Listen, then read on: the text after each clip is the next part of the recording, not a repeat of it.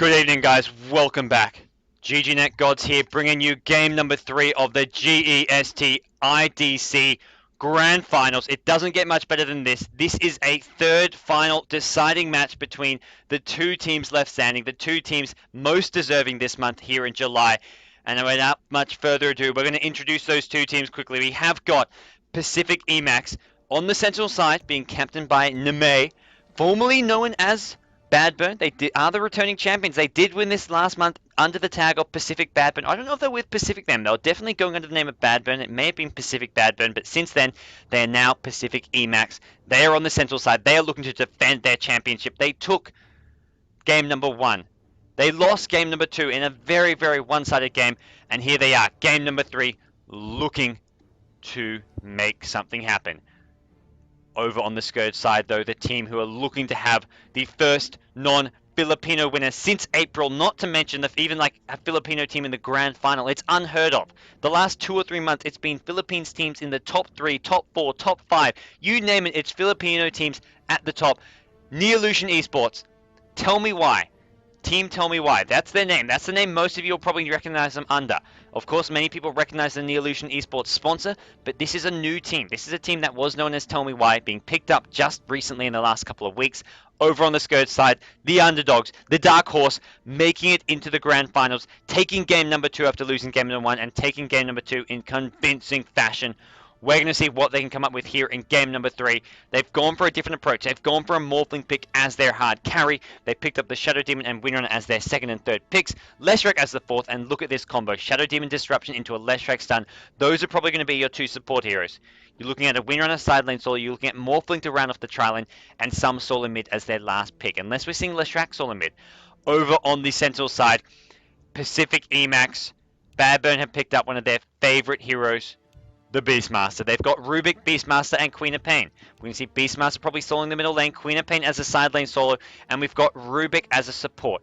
Weaver picked up in the 4th position, so you're seeing Weaver as another side lane carry or farmer, probably going to be with the 2 supports. We'll see tri-lane, Weaver, Rubik, and one more. We'll see some kind of Stunner. Maybe the Sand King that we saw last game, maybe even something like a Shadow Demon if they really want to go defensive support heroes for that tri-lane. We'll see how they want to play this, what they want to get, but right now it's Neolution Esports with their 5th pick coming up. Taji, the Neolution Esports captain.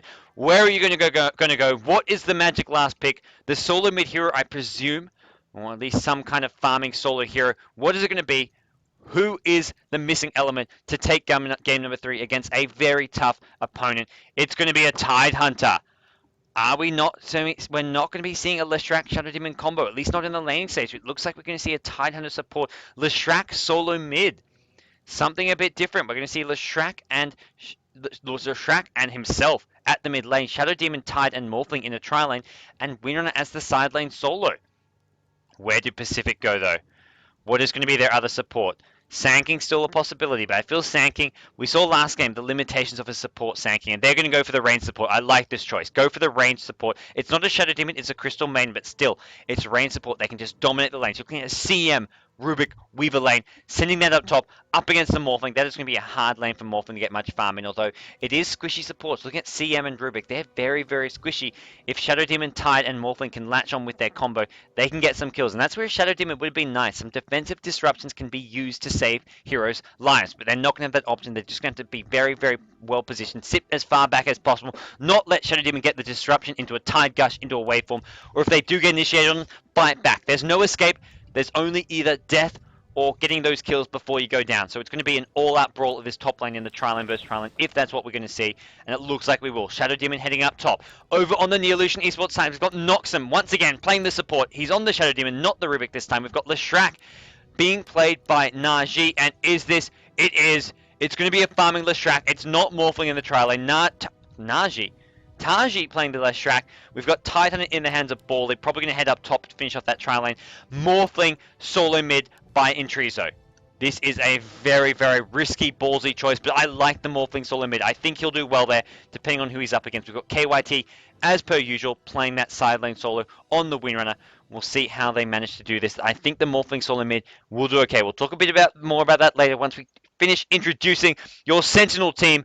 The guys from the Philippines, the fan favorites, Pacific Emacs, your returning champions, formerly known as BadBurn. We have got Chen playing the Weaver as your tri-lane carry. We've got Nemei playing that Rubik in the support option. We've got Bayabas the Guava Man playing the Beastmaster, going to be sawing up that mid lane. We've got Crystal Maiden in the hands of Don, your last support. And then finally, Queen of Pain, your side lane solo specialist, Hug. Although last game he was on that DK solo mid, and maybe part of the reason why it didn't work so well. We're going to see them. Bally. Has he scouted them out? Does he see them? Doesn't look like we're going to see any sort of action or aggression as of yet. He is going to be heading towards that top lane a bit later, but back to this mid lane. Beastmaster versus Morphling. Morphling has the range to harass. He can even go Morph at level 1 and boost up his right-click damage by morphing to agility. And really, this is going to be a very strong laning from Neolution Esports, I feel. Although Tide's at mid. I don't know about the dual lane mid. I don't think they need a dual lane. I think they should just leave Morph as a solo. He doesn't actually need support against the Beastmaster. They're better off sending Tide top to help against this tri-lane. Speaking of top, Nova lands. This could be the end. And they're going to see, telekinesis. Yes, he does go for the telekinesis. He pulls him back. There's some illusions being used. And this is going to be the end of Shadow Demon. He tries to tango his way through. First Blood, Crystal Maiden, game number 3. The oh so important, the only game that matters in this Grand Final series. Going to be taken by Dawn. Getting the first blood, immediate D-ward happening, coming out from Nemei. He does Sentry Ward, and that was a tango use as well. A lot of tangos being used. 1 tango, 2 tangos, 3 tangos already being used by the Scourge team. That was all Shadow Demon. He just went through a full set of tangos. That's 100 gold. 100 gold on that Observer Ward. 200 gold right down the drain for Noxism. Great start. That's the start that Pacific BadBurn we're after, and we're going to see whether or not these other 2 lanes are going to go as well as Neolution Esports would like. They've got the Tide Morphling. They can be aggressive. They've got the minus armor. Can follow it up with some big right-click damage.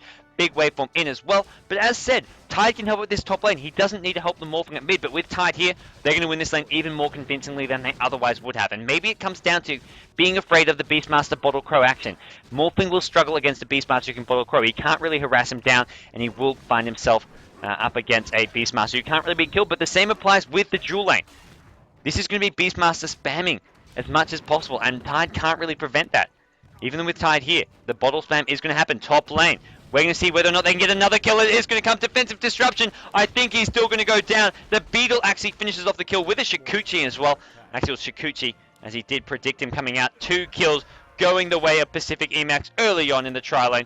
They get themselves 2, and this is not going to be the kind of start that Neolution Esports were hoping to have. And even the mid lane, not going all that well from what I was seeing. Beastmaster just harassing down Morphling, already having popped the salve, and Morphling actually out of HP regen. You can see, he's out of HP regen. Well, guess what? Beastmaster, he's not out of HP, he's not out of mana. He's going to keep on spamming, and his bottle is going to be coming right back very soon to him. Meanwhile, bottom lane, you've got Queen of Pain, 12 CS, winner with 5, and Queen of Pain with a bottle coming out. This is going to be a lane that Queen of Pain can dominate. Mid lane can be dominated by Beastmaster, and top lane, the tri-lane, already dominated. Pacific Emacs off to the ideal start. This is the dream.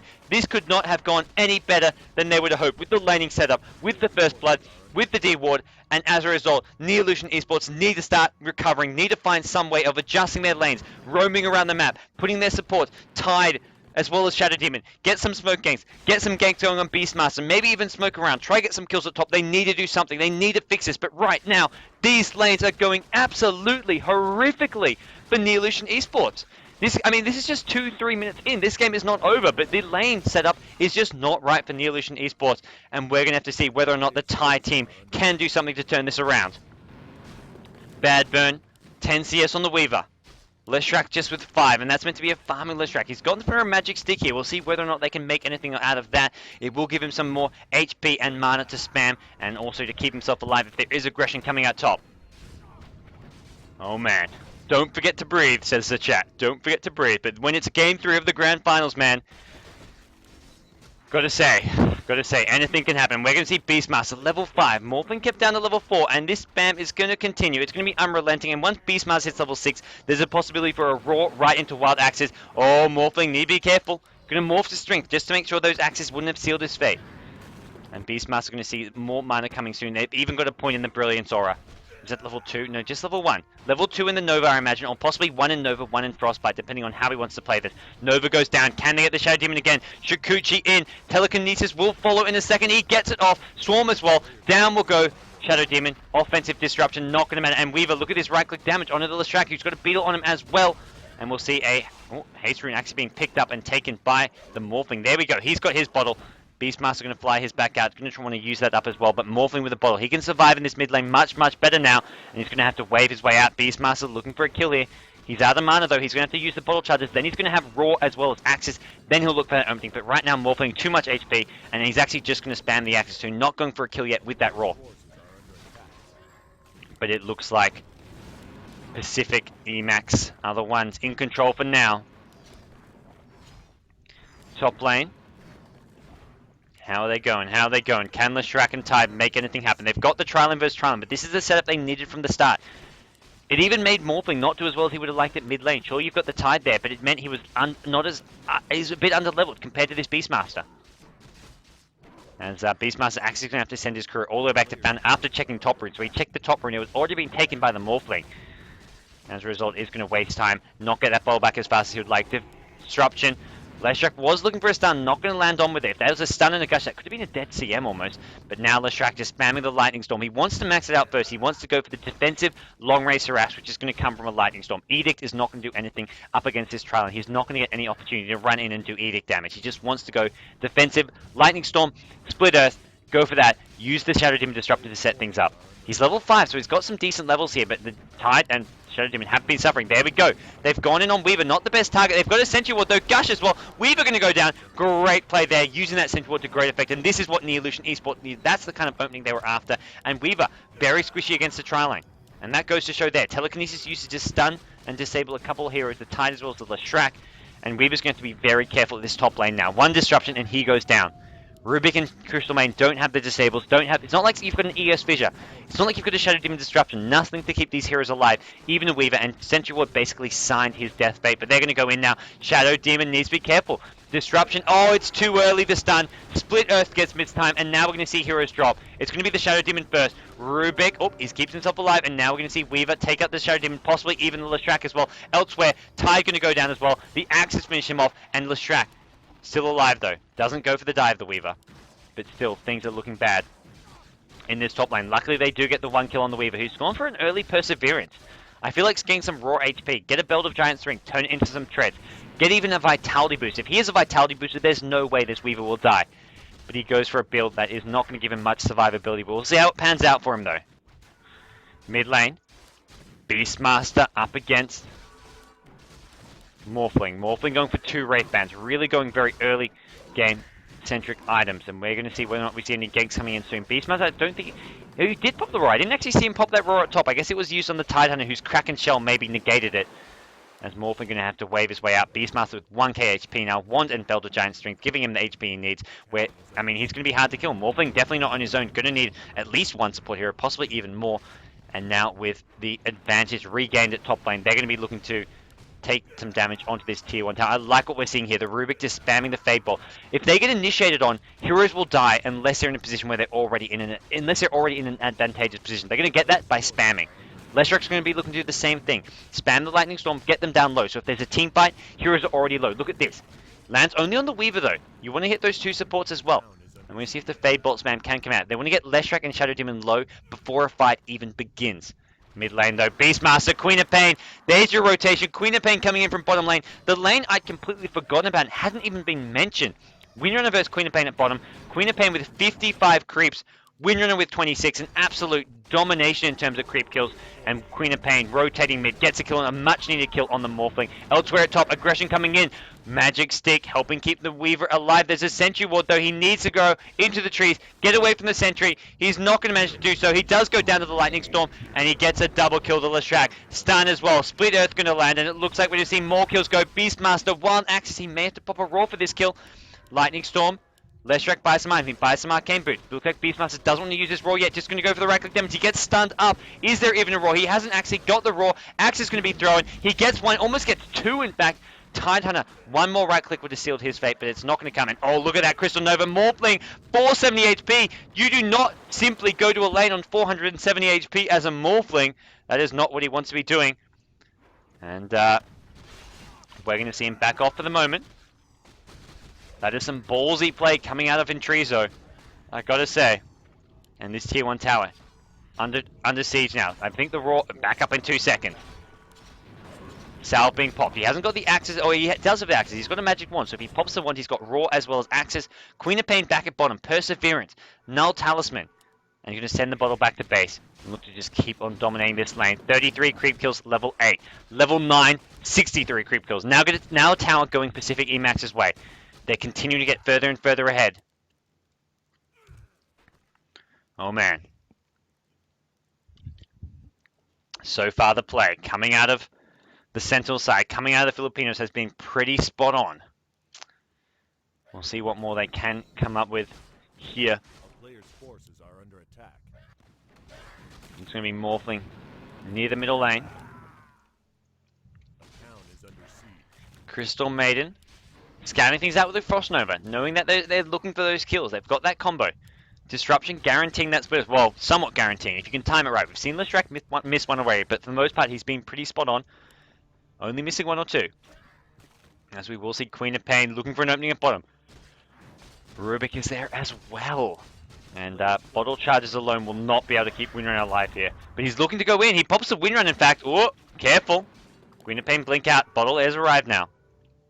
And Winrun probably thinks he's safe, but little does he know, there's a Rubik here, and Rubik will be looking ready to pounce, looking for that opening to go in, telekinesis with a Fade Bolt, and that could be a dead Winrun here, and he's using the secret shop to hide. Can he? Oh, he's got no tangos. If he could tango through and come from all the way behind, it would be ideal, but he doesn't at the moment, and Winrun, as a result, backing right off. Not to mention the Beastmaster rotation. Beastmaster, Necrobook 1 already completed.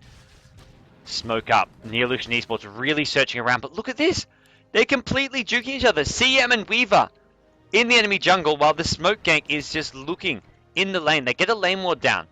And we'll see whether or not they can go in here. I don't think they really want to. Shadow Demon and Tide are both there.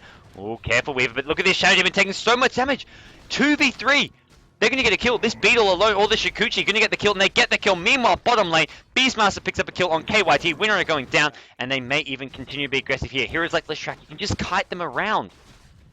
Although we do see, looks like the rotation. CM heading mid. Going to drop an Ob Sword maybe just in this middle lane.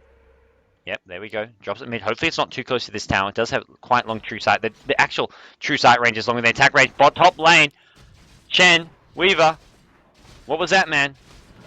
There isn't even sentry wards. Ravage being popped, I guess? Yep, Ravage was popped. Bally popped the Ravage just for a kill on the Weaver. Probably worthwhile. It does mean it does open up the possibility for push to come now with the Ravage being down, but using the Ravage just for the kill there, not going to be a bad trade. Level 4 Inner Beast, interesting to note. Beastmaster's not going for the Quill Beast build. He's maxing out the Aura, which will amplify the damage from his Necrobooks, also give his team stronger push, and just give them the attack speed when they need in this game. So we'll see how they do with that. Top lane. We'll see Weaver trying to catch up on bottom. Here's his Strength Threads. He needs the HP. That's what I was talking about. He needs a Vitality Booster or Strength Threads. One or the other. Raw HP. Going straight for a Perseverance into a Lincoln Sphere. He doesn't get the bonus HP he needs to survive all the nukes. The Lestrak Lightning Storm, the Split Earth. Not to mention, as we just saw, Tide Ravage, and he's dead. You can combo that with a Split Earth, Lightning Storm, and Weaver just does not have enough HP. So he picks up the Strength Threads. And we'll see this middle lane. Windrunner chipping away at the creep wave. Top lane, you've got Chen doing all he can. And it is going to be Weaver pressuring it as much as possible. The Beastmaster. Level 1 Necrobook still. I think, no, let's say, it felt like he had a level 2. He's got a level 2 now. So level 2 Necrobook. He's going to have a very fast level 3 Necrobook here. And we're going to see how he does as he can he TP towards the bottom lane. He's got no TP at the moment. You have to be careful because there's 4. Make it 5 Scourgers here. They won't have a Tide Ravage yet. Rubik steals the waveform, wants to wave out. He does manage to do so. He's going to be poisoned up. I think that poison damage may be enough with the Soul Catcher especially as well. The second poison does land. Just narrowly reaching him. I thought it didn't reach him, but it just, the tip of it, the last little edge of it did manage to get it. They get a kill. They may even go for this tier 1 bottom tower. They've got 4 heroes here, but the problem is the push coming at top from Weaver, the push coming at mid from the Beastmaster, level 4 Aura with the creeps, with the Necrobook. I mean, that's a lot of damage. They can get these towers down. They can at least chip away at them. We're seeing the same at top lane. Meanwhile, bottom lane, we do see Hug actually getting taken out. Queen of Pain, overly aggressive there, maybe blinking into too many heroes. And Crystal Main can only sit there and watch. Does manage to spam out the creep wave a little bit. As we'll see a TP coming bottom. It is going to be the Rubik level 4 Fade Bolt is up. He's level 7 now. And elsewhere we do see Weaver. Top lane.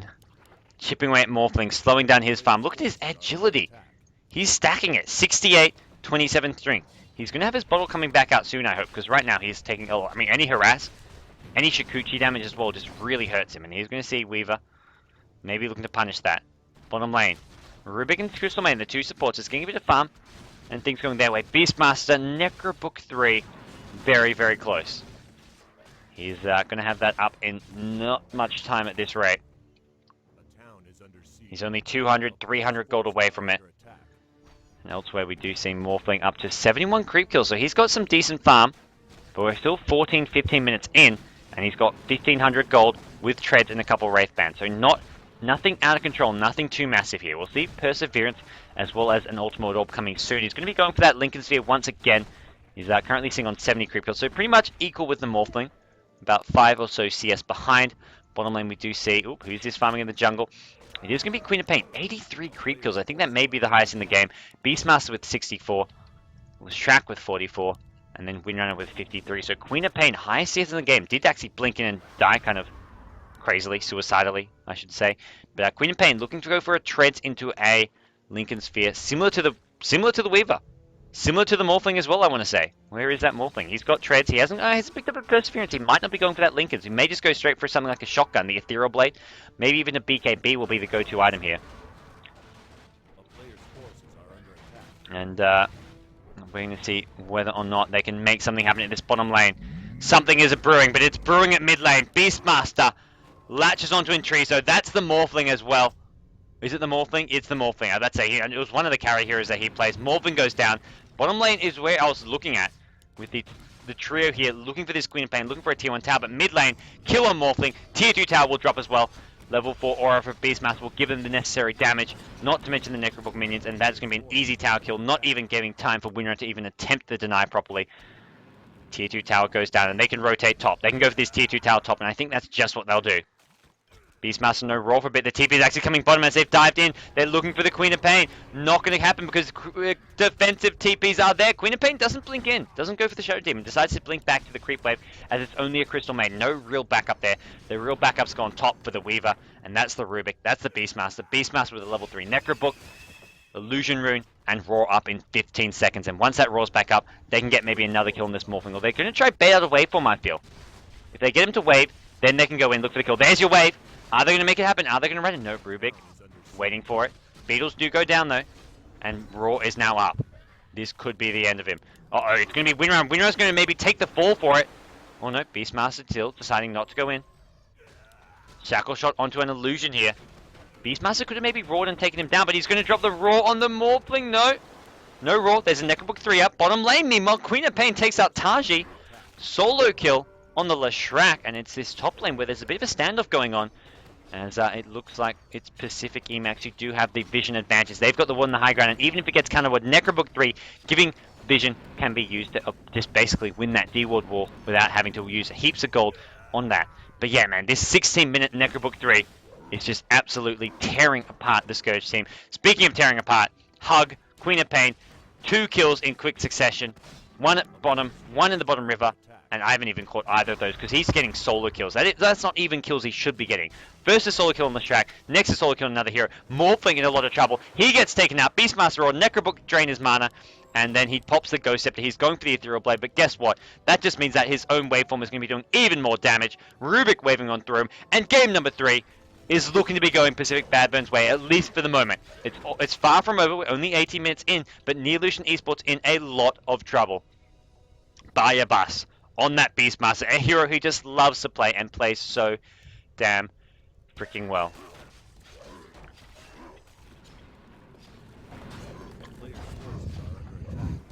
Oh, excuse me guys, I need to catch my breath, get myself some moisture into my mouth.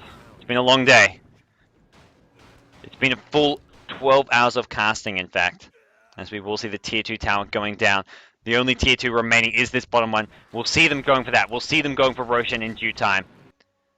Almost enough gold for a Lincoln. If he wants to go for that, he could just switch it around and say, I'm going to go for the Radiance first. Not even go straight for the Lincolns. Just use the Perseverance to the regen, get the Lincolns after the Radiance. He's almost got enough for a Relic here. or a Lincoln. So we'll see which way he wants to go, but I feel there's damage coming from the Beastmaster with the Raw and Necro Warriors, the Queen of Pain as well. Going for the survivability from the Lincoln's probably going to be a better option. There's multiple heroes at the bottom lane. Queen of Pain with the backup from CM. Beastmaster probably going to swing bottom as well, because there's not much to happen at mid lane. He hasn't got backup. Unless he can get solo kills, he's not going to make much happen. So he may as well swing bottom, help provide additional damage on this tier 2 tower, or actually, alternatively, his team can come provide backup for him. Queen of Pain finishing off the Lincoln Sphere. Level 13 as well, and we're going to see a swing into the middle lane. Oh, Weaver, be careful, my friend. Disruption. Stun. They've got the dust as well. Ouch. Weaver, you dead, son. You dead. You are very dead. He dropped. He was only alive for about half. After the disruption, he dropped in about half a second. And we're going to see Leshrac. Couple rope with the Magi's, maybe going for an Orchid here. Uh-oh, Raw down at mid lane. It is on the Windrunner. The Crystal Nova, followed up by the Necrobook damage, providing enough for the kill. As we're going to see a Queen of Pain ultimate scream. He takes out the Shadow Demon. Ravage, it's going to maybe kill the blue Necrobook. That makes Tide take a lot of damage. Actually, I don't know if that was him. It may have been the tower that finished it off. But if Ravage killed that blue Necrobook, that could have been the death of Tide. It looks like it wasn't actually. It was the Queen of Pain ultimate that did all that damage. But that was very close to a dead Tide. He almost killed the blue Necrobook. Luckily, I think the tower killed it mid-Ravage. The Necrobook was in the air about to die, but mid-Ravage, the tower killed it. As a result, we will see another couple of kills going the way of the Filipinos. Tier 2 tower at bottom is down. They're going to go for Roshan, I think. No Necrobooks up at the moment. They haven't got much to tank it with, but they should have enough damage. Lincoln Sphere up as well. Crystal Main with the Medallion. As soon as they get the Medallion, that's pretty much signaled, let's go Rosh. Fade Bolt, Frostbite. And Roshan with minus damage as well as minus armor is going to be very easy to take down. They've got the plus attack speed aura coming from the Beastmaster. They've got a lot of right-click damage as well. Weaver, Queen of Pain, Beastmaster, all hitting pretty hard. Beastmaster's picked up a Blink Dagger, and CM just going to keep on spamming the Medallion. He's got a Frostbite as well soon. There's nothing Neolution can do. They know Roshan's going on. I don't think they haven't got a Ravage at this point, and they're going to see themselves losing Roshan here. It's going to go either to Weaver or Queen of Pain. We'll see which one wants to pick it up as Roshan does drop. As they are trying to go in, Shackle Shot, CM, Beastmaster, what a split earth, hits two, Beastmaster and Rubik, but there's not enough damage, that's the problem. Beastmaster's still alive, Rubik's still alive, and they're going to turn it around. They do lose one of their support heroes, Don, but meanwhile, Tide on the high ground, goes down to the Weaver, Weaver with a double kill, the Gemini attack, Windrunner in trouble, Windrunner goes down, Beastmaster does finally drop, Morphling makes sure of that, but this Morphling is going to go down, he tries to TP out, Power Shot gets stolen by the Rubik, he gets the kill. Actually, I believe it's Weaver who gets the kill. Weaver with a triple kill, as well as the Aegis. Chen, the Weaver, the carrier player for Pacific Emax, doing the business, doing the job. And oh man, this is not looking good. Oh, I don't know. Neolution Esports in all kinds of trouble here in game number 3. Queen of Pain hits level 16 now. A 4-for-2 trade. They did get the Beastmaster, they did get the support Crystal Maiden, but that's all they got, and it was at a heavy cost. They lost the Morphing, they're losing carry heroes. And we're going to see this bottom lane being pressured as well. Save is the call from Hug. Why not, man? Why not?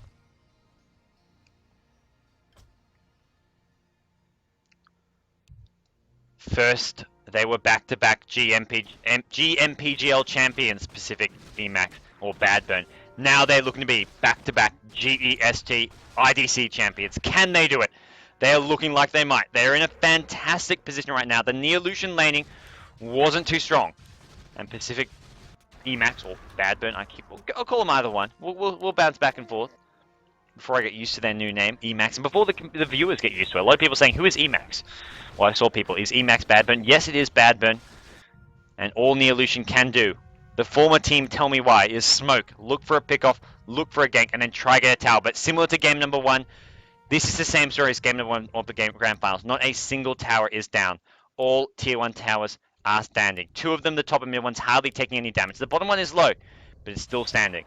The smoke gank, is it going to find Beastmaster? No, Shackle Shot, Power Shot going as well, Tide Ravage, hits 2, hits 3, CM, Weaver, Beastmaster, but where's the follow-up damage? CM with a freezing field doing heaps of damage. Tide going to go down, Rubik going to make sure of that. Elsewhere, Weaver picks up 1, he's on a dominating streak, taking out Bally, Taji going down as well, and now Windrunner on the run. The Shikuchi damage, he pops a Windrunner, the Fade Bolt doing additional magic damage. Beastmaster may need some access here. Nope, the right click damage will work now. The Windrunner wearing off, and they get the kill. They get a 4th. They're going to go mid. They're going to go for the Rexes. Pcfc.BadBurn. They may get the mid tier 3 tower. They may get the Rex. They're calling GG already. They're calling all chat. Nice game, Idol. Bian Biti Kosiinma.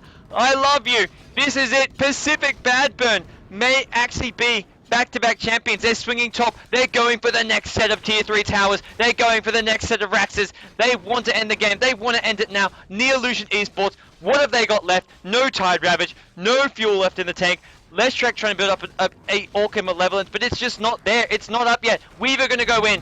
Big Queen of Pain ultimate. Aghanim Scepter as well. 1 kill, 2. Dagon by the looks of things being used as well. Where was the Dagon? I don't know. Maybe it was just a Fade Bolt going 5-5-5. Laughing away is the Pacific Emax side. They are absolutely ecstatic. They may be your back-to-back champions. Pacific Emax, have they done it? GG is called. KYT, the Neolution Esports side lane solo player, is going to go down. It's going to go called GG. And this is it, guys. Neolution Esports have put up a hell of a fight. They made it all the way through the grand finals. They defeated numerous Filipino teams that fans as well as viewers thought were just unbeatable. iZone Gigabyte, your multiple-time runner-up team being taken out by Neolution Esports. The first time in month we don't have an all-Filipino top 3. This is a Thai team getting second place here at GEST IDC. It's a refreshing change. It is a change, but what hasn't changed is the first place team. Pcfc Emax, return winners, not to mention another Filipino team. The Filipino team's winning time and time again. The only team to stop that has been Orange Esports. Orange Esports winning it back in April, but we're going to have another Filipino winner, another win into Pcfc.BadBurn's pockets. Return winners, back-to-back winners here at GEST IDC, back-to-back winners in the GMPGL. Absolutely explosive stuff coming from Biobus, coming from Hug the sideline solo, coming from Chen the carry, coming from Don the support. All 5 of them. Where is the last guy who I haven't actually mentioned yet? It is going to be the Crystal Maiden of Dawn, as well as the Rubik, Namei, the captain. Cannot forget him. The drafts have been spot on all throughout the competition, and it's been a full team effort. Pcfc Emax, congrats to them. They are your champions. GEST IDC July comes to an end, guy, and here is your champions, the Filipino teams. Pcfc Emax. What a game. What a weekend. What a tournament, guys. We're going to go into a quick break. What a fantastic tournament that was. When we'll have a quick wrap-up. But, guys, thanks, everyone, for tuning in. It has been an absolutely fantastic weekend. It has been fun. It has been, even seeing the same champion come in again, it has been absolutely worth it. And for that team, for Pcfc Emax, there is only one thing left to say, one thing left to play. It is, of course, the champions. Guys, we'll be back.